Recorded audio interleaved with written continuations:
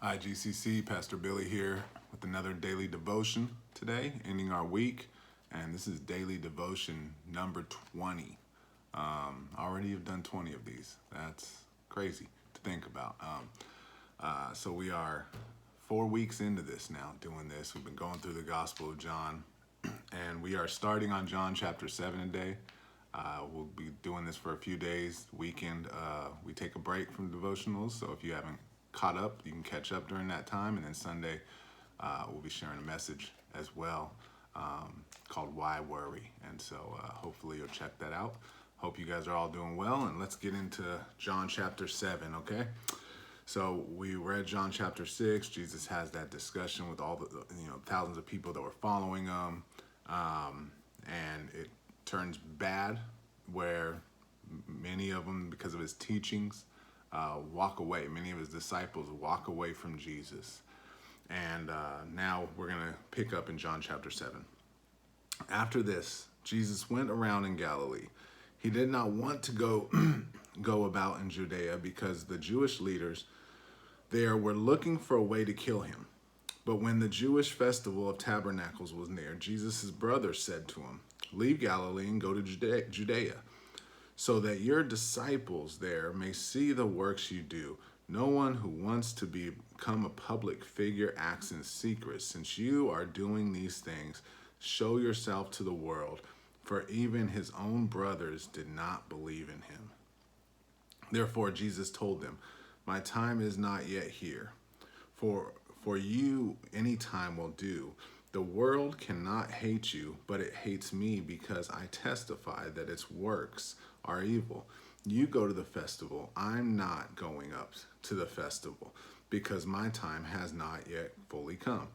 After he had said this, he stayed in Galilee. However, after his brothers had left for the festival, he went also, not publicly, but in secret. Now at the festival, the Jewish leaders were watching for Jesus and asking, "Where is he?" Among the crowds, there was widespread whispering about him. Some said he is a good man. Others replied, "No, he deceives the people." But no one would say anything publicly about him for fear of the leaders. Not until halfway through the festival did Jesus go up to the temple courts and begin to teach. The Jews were amazed and asked, "How did this man get such learning without having been taught?" Jesus answered, "My teaching is not my own. It comes from the one who sent me. Anyone who chooses to do the will of God will find out whether my teaching comes from God or whether I speak on my own. Whoever speaks on their own does so to gain personal glory.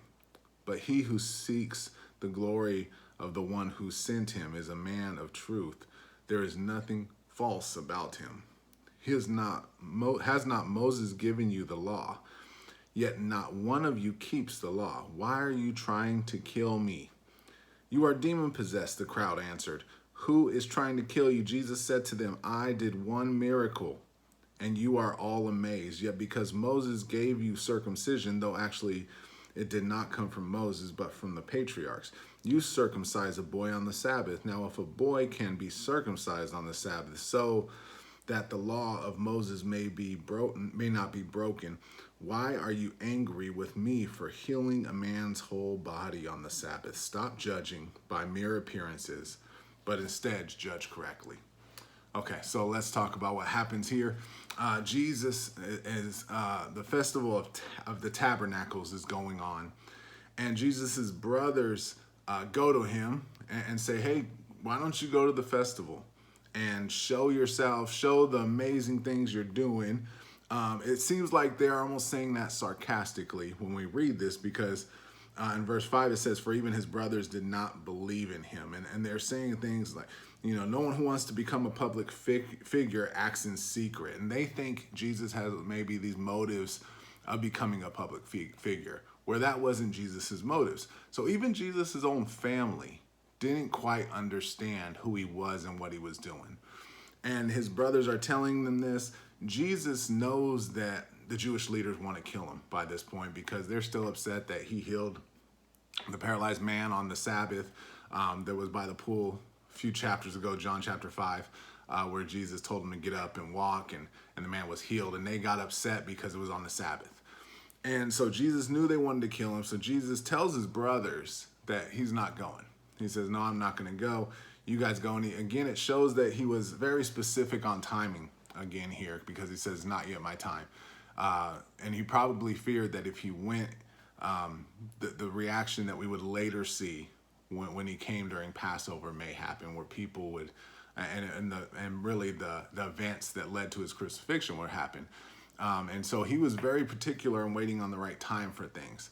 However, it says that he went in secret after, and after a few days, he goes to the temple courts and he begins to teach.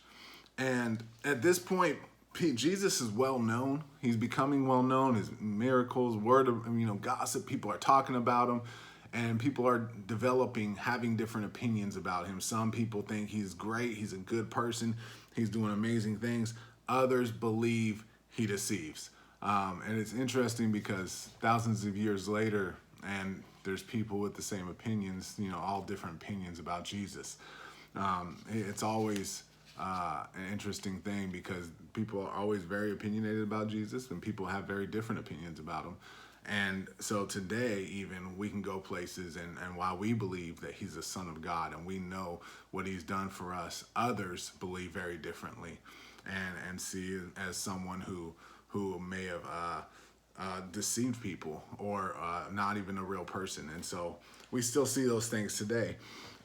He goes and teaches there at the temple courts, and people are amazed by his teaching because it's so good, and they're saying, who taught him? No one knows who's taught him. How did he learn these things? How can he be this great of a teacher without someone teaching him these things?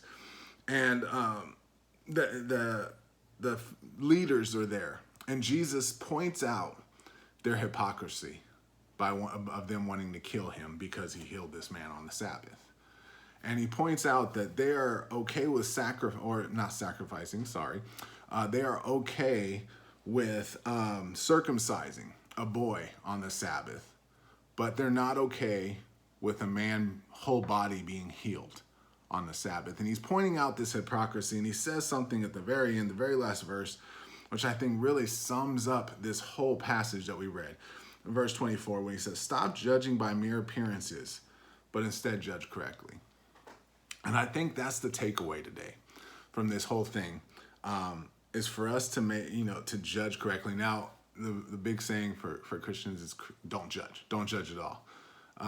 And Jesus never even said that. In fact, oftentimes when people say that, don't judge at all, it's, where Jesus says, why do you point out the speck of sawdust in your neighbor's eye?